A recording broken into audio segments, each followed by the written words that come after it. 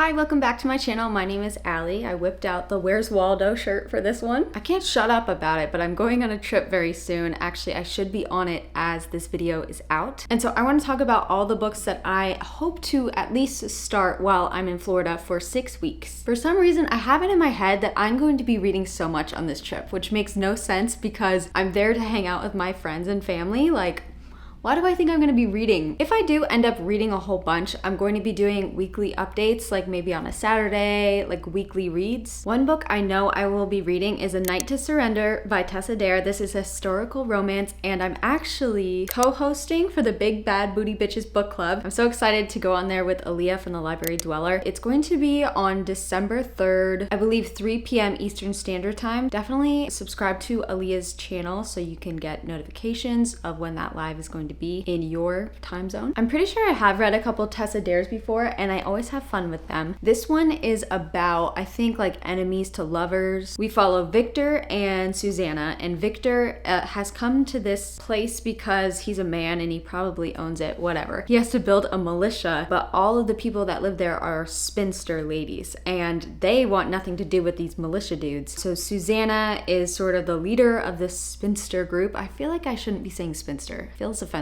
And Victor is this dude in charge of the dudes. It's kind of like Barbie and Ken. We'll see them fall in love and we'll see them bang, my friends. Definitely check out Aaliyah's channel, The Library Dweller, down below for more information about the book club and the live show where we will be discussing this.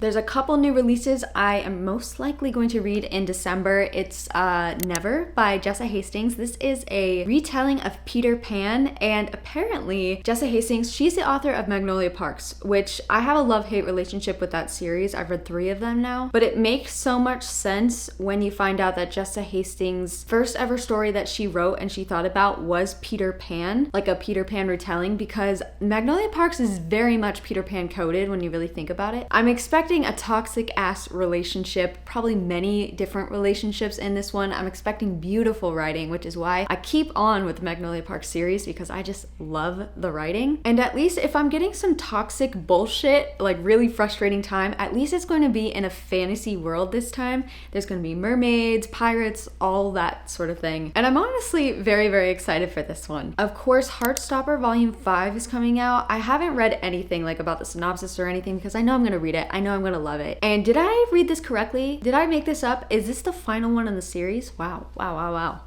I might actually have to save this one for when I get back, because I think I'll have to reread at least the last couple of the Heartstopper novels. I remember the first 2 vividly, but I'm kind of drawing a blank of where we left off with our characters. I have a couple of physically owned books that I want to read, but I believe the Kindle version is available, like the Kindle Unlimited version, so that way I don't have to pack these giant books. First, I have the Mindfuck series.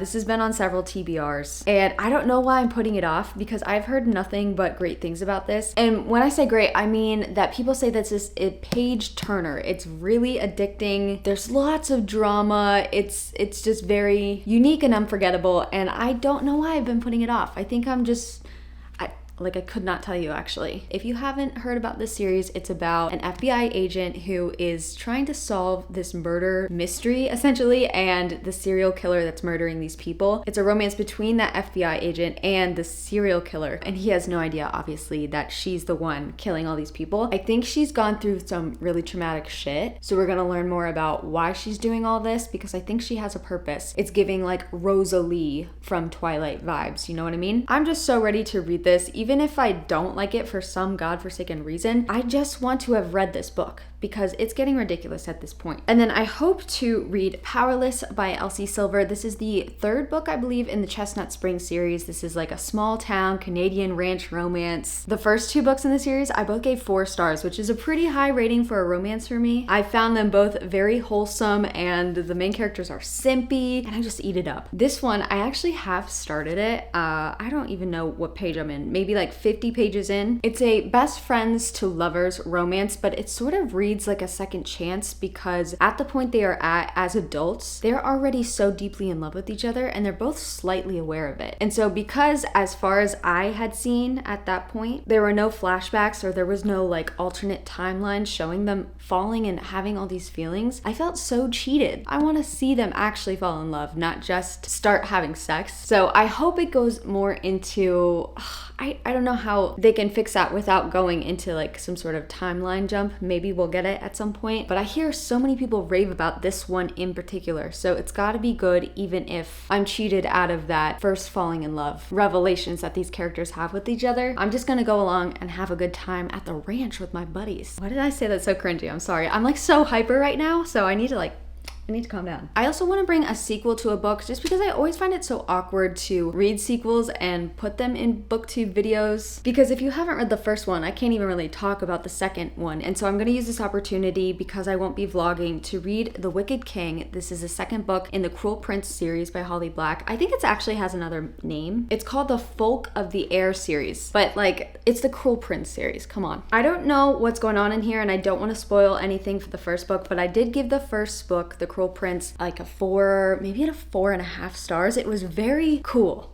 I had heard a lot of people reviewing this book, mostly people talking about the romance in it, and there wasn't that much romance in the first book, and I loved that. It really got into our main character's family drama, her sister and her. It goes into the Fae world. You find out more about this human main character being in this fantasy world and all the complication that that entails. Our main character is very fiery and angry, and it's kind of satisfying to read that sort of point of view because I don't think we get it very often, like a true angry character. She's also very tough, and she has like a training montage in the first one, so I'm hoping to see her, I hope to see her mature a little and to get a little smarter, because she made decisions in that first book. I don't know if they were the best decisions, so I'm hoping to see some growth from her, but I'm hoping that the romance does get a little more in this one. I have a feeling it's going to, but as long as I have these fairy world vibes, I'm good and I'm set. And I want to bring a couple thrillers on my trip because thrillers are perfect for vacations. Not only are they really spicy, and not like spicy in a sex way, they make you want to read more, they get you really engaged, but they're also the kind of books where if you set them down, I'm not gonna cry about it. Whereas if I took like a 5-star prediction book with me and I got interrupted constantly, I would be so annoyed, and like the feelings toward the book would definitely go down because I didn't read it all in one sitting. Whereas a thriller, like I don't care. I could take 6 weeks to finish it and I think I'd still have the same feelings if I binged it in one day. So I do plan on bringing Local Woman Missing by Mary Kubica. I believe this is about a young girl who goes missing, and obviously everyone's upset, but then 11 years go by and she shows back up. And so the mom is trying to figure out what happened to her. Apparently the town is like keeping secrets, so I want to know what's up. For some reason I want this to get fantastical, like she's actually a clone or something.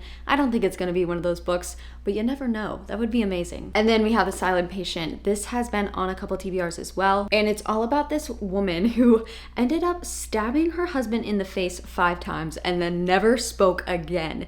And I think she's in a psychiatric ward. A journalist ends up talking to her to try to get this story out, and I think he gets the story, and that's, I want to know the drama. Why did she stab him? Oh, she didn't stab him. She shot him in the face 5 times. Damn, stabbing? That would be... I've heard mixed things about this, and that's part of the most intriguing part. Like, am I gonna give this a 2-star or a 5-star? I guess we'll find out. I'll probably be boring and give it a 3-star, but I think I'm gonna have fun reading it regardless, so it'll be worth it. You're sitting on one of the other books, so let me move you 1 second. Other than that, I have a shitload of NetGalley books that I have the opportunity now to read, because obviously it's nice to just bring my Kindle on a trip and have access to a whole bunch of books. You know what's really embarrassing is that my percentage on NetGalley is at 17%, which is, yes, very embarrassing, and you're supposed to have like 80%. That's what the publishers want, apparently. But they still keep giving me books, and I'm gonna keep asking for them. So things are just stacking up on each other. I do have plans to go forward in 2024, which you'll probably see a video on that soon. But during this trip, I do wanna try to tackle the shorter books I have from NetGalley that I have had for like over a year. Oh, embarrassing. For those of you that don't know, NetGalley is a site that gives you e-versions of advanced reader copies of books. So you get access to books before they are published. You have to be approved by the publisher to get the books. Apparently it's very easy. Like, as long as you're not asking for really popular romance, I feel like those are so hard to get. I've never been approved for one of them. I get approved for a lot of literary fiction or literary horror, a lot of stuff I get approved for, and those are really fun, but damn, it's sometimes hard to read those back to back to back. So I do want to tackle the list of shorter books I have here, and some of them, even though I was approved from the NetGalley and I have the ebook, I am so sure that I'm going to be obsessed with them that I went and bought the book. I'm going to talk very quickly about these because I don't know that I'm going to get to them all, because I probably am not going to be sitting down reading every day like I think I am. I've got The Crane Husband. This is a horror retelling. It's only 120 pages, so it's like a novella. I haven't read the original story of the Crane. I think it's like The Crane Wife is the original story. In this version, it is a 15-year-old girl who I think is the main character. She looks out for her family. She's practically raising her brother, like paying all the bills, that sort of thing. And her mom comes home with this crane man. I'm very curious as to how they're gonna describe this man, but I think he's gonna not be doing good things to this family. I really want them all to work it out, but I don't think it's gonna be like that. So that'll be interesting. We have The Nursery. This is a literary fiction. It's 208 pages, and it's about a woman who's going through, I believe, postpartum depression. So a very cheery subject. And yes, I did pick it just because there's a nipple on the cover. We have Chlorine, which is definitely one that I so knew I was gonna fucking eat up, so I went ahead and bought the book. This is about a teenage girl, I think, and she's obsessed with swimming, and I think she somehow turns into a mermaid or something more sinister than that. It is classified as horror, and I've heard people describe it as literary horror, which happens to be my favorite genre. I love transformations. I love teenage girls, and not in a creepy way. And hopefully this is beautiful, beautiful writing. This is definitely a 5-star prediction, and I'm so excited. Then we have Thirst for Salt, which, I don't know, it kind of sounds a little boring now. It's a literary fiction, and I believe it's about a young girl who, see, I think the reason I got this was because the synopsis says something about how she meets this man who's in the water. Automatically, I'm like, oh, he's a merman. I gotta get this book. I don't think he's a merman. I think he's just an older dude in the water. I believe she's in college or finishing college, and this dude is like 20 years older than her, and it's gonna be one of those stories about maybe as she's growing up, she sees how he took advantage of her. It does seem a little boring, like after talking about like mermaids, but I do eat up those stories about imbalanced power dynamics in a relationship, especially when it goes to age, because it's such a universal topic, and damn, it gets me every time. It really does. I have At the End of Every Day by Ariana Reach. I did buy this one because I was thinking I was gonna love it. This was actually on my last TBR. We're gonna pretend that it wasn't, and here we go. I'm so sure I'm gonna like this because I believe it's about Ascension Amusement Park.